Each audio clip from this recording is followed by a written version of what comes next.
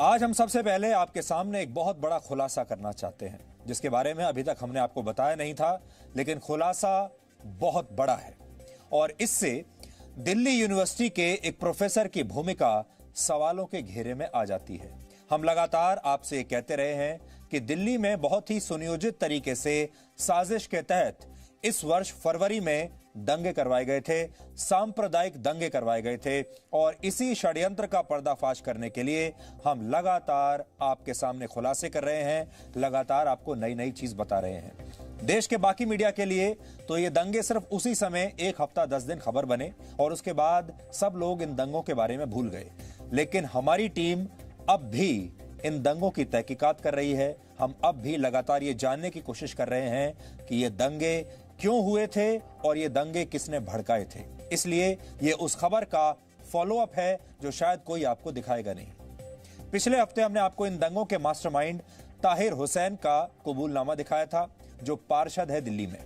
आज हम इन दंगों की एक आरोपी महिला का कबूलनामा आपको पढ़कर सुनाएंगे, जिसने दिल्ली पुलिस की जांच में दंगों का एक बहुत बड़ा सच उगल दिया और जिससे यह पता चलता है कि कैसे इन दंगों में बड़ी बड़ी यूनिवर्सिटीज में पढ़ने वाले छात्र ही नहीं बल्कि वहां पढ़ाने वाले प्रोफेसर्स भी शामिल थे।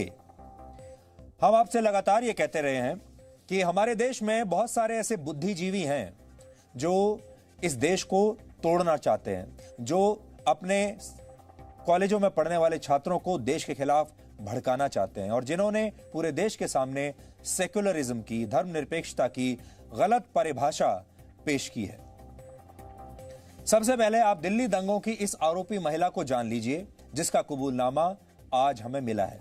इस आरोपी महिला का नाम गुलफिशा फातिमा है, जिसे अनलॉफुल एक्टिविटीज प्रिवेंशन एक्ट यानी यूएपीए कानून के तहत अप्रैल में गिरफ्तार किया गया था और तब से यह लगातार जेल में ही है।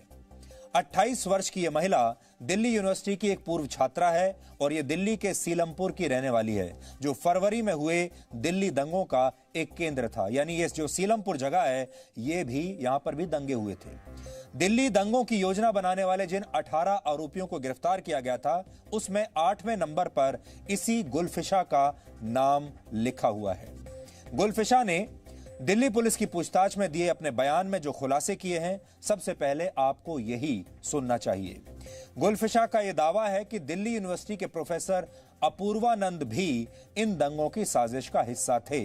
जो चौंकाने वाली बात है वो ये कि सोचिए, दिल्ली विश्वविद्यालय में पढ़ाने वाले एक प्रोफेसर का दंगों से क्या लेना देना, किसी अध्यापक को दंगों में क्या भूमिका उसकी होनी चाहिए। अपूर्वानंद एक तरह से दंगों की योजना बनाने में अगुवाई कर रहे थे और उन्होंने गुलफिशा से दंगों के लिए तैयार रहने को कहा था। यानी ये जो प्रोफेसर है, ये अपने छात्रों से दंगे करवा रहा है। गुलफिशा का दावा है कि प्रोफेसर अपूर्वानंद ने दंगों के बाद गुलफिशा की तारीफ की और यह भी कहा कि उसने बहुत अच्छा काम किया, यानी बड़ी शाबाशी दी उसे। एक प्रोफेसर अपनी एक पूर्व छात्रा को शाबाशी दे रहा है, कह रहा है कि तुमने बहुत अच्छा काम किया।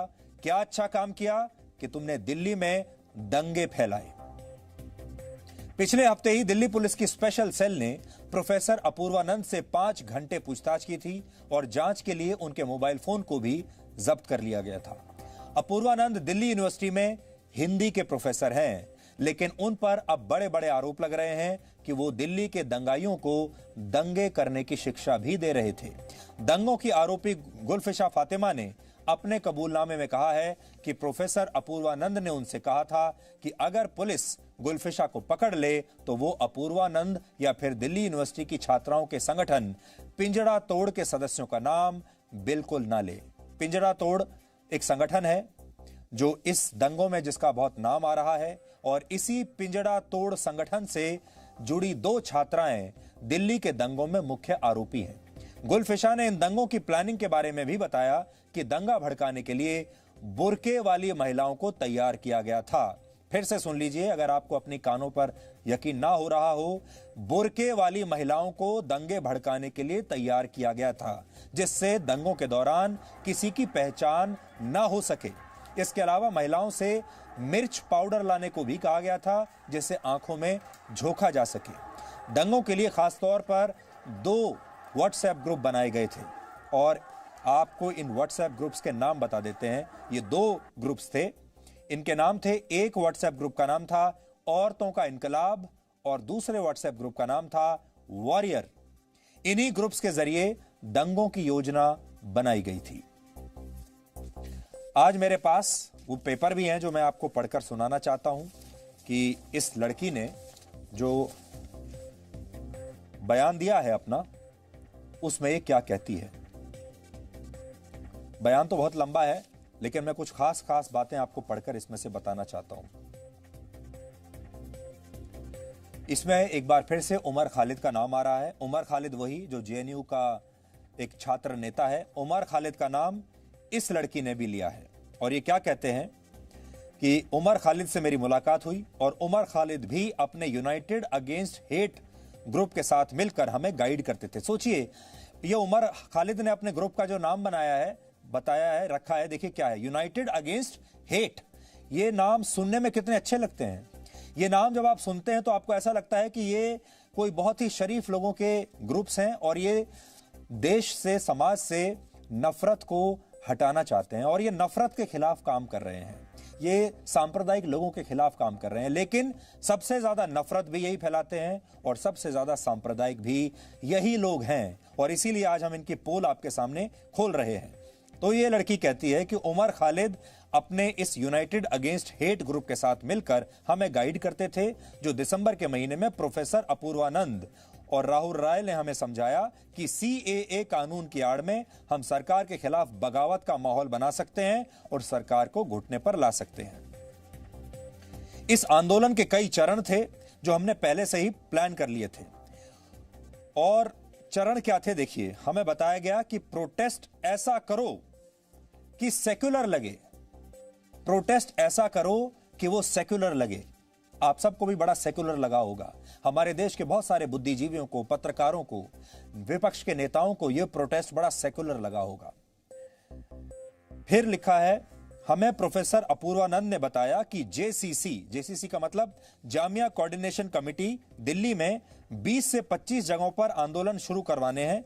इन आंदोलनों का मकसद भारत सरकार की छवि को ऐसे प्रस्तुत करना है कि वो मुसलमानों के खिलाफ है। ये तभी होगा जब हम प्रोटेस्ट की आड़ में दंगे करवाएंगे। यानी मकसद ये था कि भारत सरकार की छवि को ऐसे प्रस्तुत करना है कि वो मुसलमानों के खिलाफ है और इसके लिए दंगे कराने बहुत जरूरी थे। ये भी कहते हैं कि 3 चरण थे इस पूरी प्लानिंग के। पहला चरण था प्रोटेस्ट, धरना प्रदर्शन, दूसरा चरण था रोड ब्लॉक और तीसरा चरण था दंगे करना। दंगे आखिरी चरण का हिस्सा थे। फिर ये कहती हैं, फिर उन्होंने अपने साथियों के नाम बताए कि हमने कहां कहां धरना की दिया। फिर आगे लिख रही है, भाई उमर खालिद पैसे से और साइट पर आकर हमारी मदद करते थे और भड़काऊ भाषण देते थे जिससे लोग धरने से जुड़े रहते थे। जेसीसी और पिंजरा तोड़ के सदस्य साइट पर भाषण किसे देना है इसका चुनाव वो खुद करते थे। अब आप देखिए और आगे ये लड़की क्या कहानी बता रही है और आपको बड़ी हैरानी होगी। मीटिंग जो होती थी वो चांद बाग में होती थी या फिर प्रोफेसर अपूर्वानंद के घर पर मीटिंग होती थी। हम लोग व्हाट्सएप पर कांटेक्ट में रहते थे। मैंने अपने फोन पर वॉरियर्स और औरतों का इनकलाब नाम के व्हाट्सएप ग्रुप बनाए थे जिसमें सब लोग सदस्य थे। यहीं से पता चलता था, यहीं से इंस्ट्रक्शंस आते थे। उमर खालिद ने मीटिंग के दौरान कहा था कि उसका जेसीसी और पीएफआई से बहुत अच्छे संबंध हैं और इन सब की मदद से हम इस मोदी सरकार को उखाड़ फेंकेंगे। यानी ये जो प्रोटेस्ट था ये तो पहले दिन से राजनीतिक था। इसका मकसद नफरत को खत्म करना नहीं था, इसका मकसद मुसलमानों की मदद करना भी नहीं था, इसका मकसद था राजनीतिक। उमर खालिद प्रोटेस्ट के लिए पैसे से भी मदद करता था, यानी पैसा भी लाता था और कहता था कि पैसे की चिंता मत करना, मुझे पीएफआई से पैसा आता है और अपूर्वानंद की पूरी सपोर्ट है जो मेरे अब्बा के समान है। तो ये अपूर्वानंद जो दिल्ली यूनिवर्सिटी में प्रोफेसर हैं, ये खुद दंगा करवा रहे हैं। उसके बाद इन्होंने पूरी कहानी बताई है कि हम लोग क्या क्या करते थे। फिर ये कह रहे हैं, जेसीसी ने कहा कि इस बंद की आड़ में हम चांद बाग से रोड ब्लॉक की कॉल दे रहे हैं। जब लोग इकट्ठा हो जाएंगे तो हम सब जगह जैम लगा देंगे। इसी तरह दिल्ली में अन्य जगहों पर जैम लगा दिए जाएंगे। जो जैम लगने से हिंदू फंस जाएंगे, इस पर आप ध्यान दीजिए, जैम लगने से जो हिंदू फंस जाएंगे और वहां टेंशन हो जाएगी, जब भीड़ इकट्ठी होगी तो पथराव करके वहां दंगे करा देंगे। यह सब ट्रंप की दिल्ली विजिट को ध्यान में रखकर किया गया था। यानी डोनाल्ड ट्रंप जब दिल्ली आने वाले थे उसी समय यह किया गया था, जिससे दिल्ली में अलग अलग जगहों पर हिंदू मुस्लिम दंगे भड़क जाएं और भारत की थू थू हर तरफ होगी। यह इनका मकसद था। ये भारत के ही लोग हैं, यहीं रहते हैं, यहीं के कॉलेजों में, यहीं की यूनिवर्सिटीज में पढ़ाई करते हैं, यहीं की सरकार से एड लेते हैं, यहीं की सरकार से स्कॉलरशिप लेते हैं और फिर इसी देश की बदनामी करते हैं और कहते हैं कि हमने ये साजिश इसलिए की ताकि इस देश की पूरी छवि पूरी दुनिया में बर्बाद हो जाए। डोनाल्ड ट्रंप जब यहां पर आए, खासतौर पर हमने इसीलिए उस समय किया ताकि डोनाल्ड ट्रंप भी सवाल उठाने लगे भारत के ऊपर। आगे ये लिख रही है, मैंने दंगों के दौरान इस्तेमाल किया गया फोन तोड़कर फेंक दिया था। और उसके बाद ये सारा बता रही है कि ये कहां कहां गई और इसको ये भी बताया गया कि अगर पुलिस तुम्हें पकड़ ले तो अपने साथियों का नाम नहीं लेना है और पिंजरा तोड़ जो ग्रुप है इनका, उसमें किसी लड़की का नाम नहीं लेना है। हम तुम्हारे लिए वकील और पैसे का इंतजाम कर देंगे। इसलिए आपने ये भी देखा होगा, इन लोगों के लिए बड़े महंगे महंगे वकील कहां से आ जाते हैं। ये लोग सुप्रीम कोर्ट तक पहुंच जाते हैं। कहां से आता है ये पैसा? तो इसमें लिखा है, तो इन्हें कहा गया, यह आश्वासन दिया गया, हम तुम्हारे लिए वकील और पैसे का इंतजाम कर देंगे। अपूर्वानंद ने यह भी कहा था कि सरकार को झुकाना है और हिंदू मुस्लिम दंगे करवाने हैं। मुझसे गलती हो गई, मुझे माफ कर दिया जाए। ये लड़की अब ये कह रही है कि मुझे माफ कर दिया जाए। तो यह पूरी कहानी है। गुलफिशा ने अपने कबूलनामे में यह भी बताया कि साजिश के तहत वो खुद बुर्के वाली महिलाओं और बच्चों को गली गली जाकर नागरिकता कानून और एनआरसी के खिलाफ इस हद तक भड़काती थी कि सभी लोग विरोध प्रदर्शन में आने के लिए तैयार हो जाते थे। आपने ये देखा होगा कितना दुष्प्रचार उस वक्त किया गया था और इस देश में मुसलमान जो समाज है उसे ये कहकर भड़काया जाता था कि आपको डिटेंशन सेंटर्स में रख दिया जाएगा, आपको इस देश से बाहर निकाल दिया जाएगा, आपकी नागरिकता रद्द कर दी जाएगी, यह कहकर डराया जाता था। और फिर जब वो डर जाते थे तो उन्हें विरोध प्रदर्शनों में लाया जाता था। विरोध प्रदर्शन में महिलाओं को लाने के पीछे एक मकसद यह भी था कि पुलिस इन महिलाओं को जबरदस्ती उठाएगी नहीं, इनके खिलाफ कोई एक्शन नहीं ले पाएगी, इनके साथ मारपीट नहीं कर पाएगी, सख्ती नहीं दिखा पाएगी। और ठीक ऐसा ही हुआ। आपने देखा होगा शाहीन बाग में यही हुआ था। शाहीन बाग में ये महिलाएं महीनों तक ऐसे ही रहीं और पुलिस चुपचाप देखती रही। और अगर पुलिस ऐसा करने की कोशिश करेगी या बल प्रयोग करेगी तो माहौल और खराब हो जाएगा। यानी दोनों तरफ से फायदा इन्हीं का होगा। अगर पुलिस डर जाएगी, बुर्के वाली महिलाओं पर डंडे नहीं चलाएगी तो भी इन्हीं का फायदा है। और अगर पुलिस ने इन पर डंडे चला दिए, सख्ती से इनसे निपटे तो भी इन्हीं का फायदा है, क्योंकि वहां मीडिया है। मीडिया तुरंत वीडियो बनाएगा, सारे के सारे न्यूज चैनल्स पर सारे दिन यह चलेगा कि कैसे बुर्के वाली महिलाओं के साथ पुलिस अत्याचार कर रही है, सरकार अत्याचार कर रही है। तुरंत पश्चिमी मीडिया के जितने सारे न्यूज चैनल्स हैं वो इसे उठा लेंगे। पश्चिम के जितने मीडिया हाउसेज हैं, अखबारों में यह हेडलाइन बन जाएगी और कहा जाएगा कि कैसे मुस्लिम महिलाओं का दमन देश की राजधानी में हो रहा है भारत में, जिससे दंगों की योजना बनाने वाले लोगों को दोनों तरफ से ही फायदा हुआ। गुलफिशा ने दिल्ली पुलिस को यह भी बताया कि उसकी दोस्ती दिल्ली यूनिवर्सिटी के पिंजरा तोड़ संगठन की 2 महिला सदस्यों देवांगना और परोमा रॉय से हुई। इस संगठन के सदस्यों पर दिल्ली दंगों की योजना में शामिल होने के आरोप हैं और इस संगठन को गाइड करने वाला कोई और नहीं बल्कि दिल्ली यूनिवर्सिटी के प्रोफेसर अपूर्वानंद ही थे, जो कि कॉलेज में पढ़ाते कम थे और दंगे कैसे करवाने हैं उसकी पढ़ाई ज्यादा कराते थे। ये सब लोग चाहते थे कि विरोध प्रदर्शन ऐसा हो जो सेकुलर यानी धर्म निरपेक्ष लगे, यानी ऐसा ना लगे कि यह प्रदर्शन सिर्फ मुसलमानों का प्रदर्शन है। गुलफिशा प्रोफेसर अपूर्वानंद और राहुल रॉय नाम के एक व्यक्ति के संपर्क में आई और इनके जरिए फिर गुलफिशा की मुलाकात जेएनयू के पूर्व छात्र नेता उमर खालिद से हुई। यह हम आपको बता चुके हैं। और इस लड़की के मुताबिक दंगों से 2 महीने पहले दिसंबर में प्रोफेसर अपूर्वानंद और उनसे जुड़े लोगों ने यह समझा दिया था कि नागरिकता कानून के विरोध प्रदर्शन के बहाने ये लोग सरकार के खिलाफ बगावत का माहौल बना सकते हैं और सरकार को घुटनों पर ला सकते हैं। इस लड़की गुलफिशा का दावा है कि प्रोफेसर अपूर्वानंद ने उसे बताया था कि जामिया यूनिवर्सिटी के छात्रों के जामिया कोऑर्डिनेशन कमेटी दिल्ली में 20 से 25 जगह पर आंदोलन शुरू करवा रही है और इस आंदोलन का मकसद भारत सरकार की ऐसी छवि को प्रस्तुत करना है कि भारत सरकार मुसलमानों के खिलाफ है। लेकिन प्रोफेसर ने यह कहा कि यह होगा तभी जब विरोध प्रदर्शन के बहाने दंगे करवाए जाएं।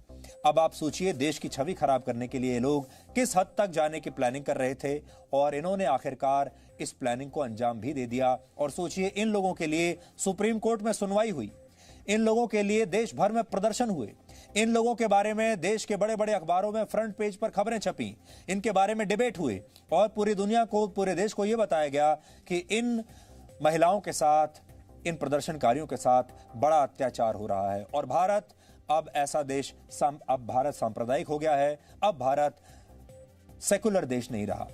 गुलफिशा ने अपने बयान में कहा है कि जामिया कोऑर्डिनेशन कमेटी के साथ मिलकर उसे सीलमपुर के इलाके में 24 घंटे के प्रदर्शन के लिए जगह देखने को कहा गया था कि आप साइट देखकर आइए।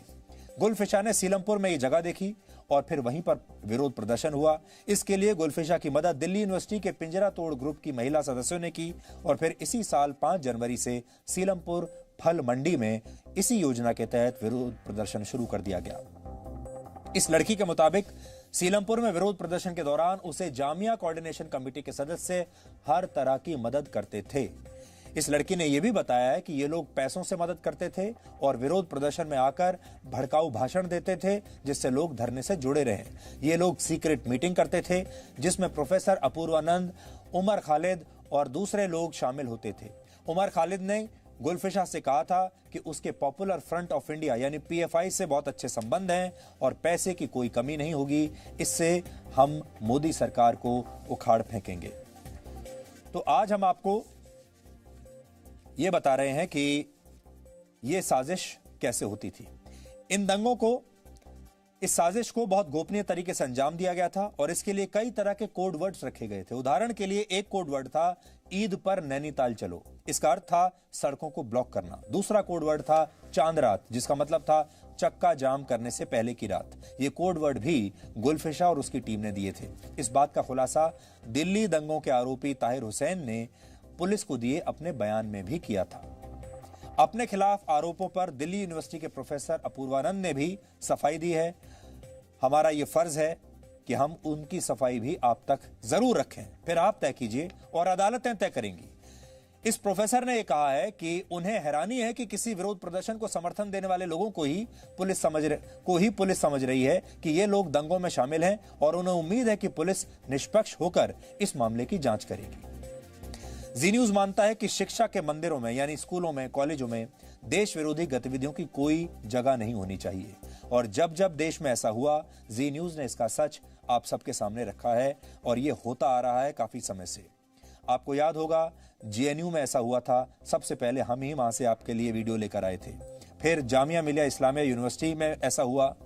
देश को तोड़ने का सपना देखने वाले ऐसे छात्रों और उन्हें देशद्रोह का पाठ पढ़ाने वाले शिक्षकों से हमें हमेशा आपको सावधान हम करते रहेंगे, क्योंकि ये छात्र आपके और हमारे टैक्स के से हासिल होने वाले पैसे और सब्सिडी के दम पर वहां जाकर पढ़ाई करते हैं और ऐसे प्रोफेसर्स की तनख्वाहें भी हमारे और आपके टैक्स के पैसों से ही आती हैं। इसलिए दंगों को सेक्युलर दिखाने वाले लोगों का पर्दाफाश बहुत जरूरी है।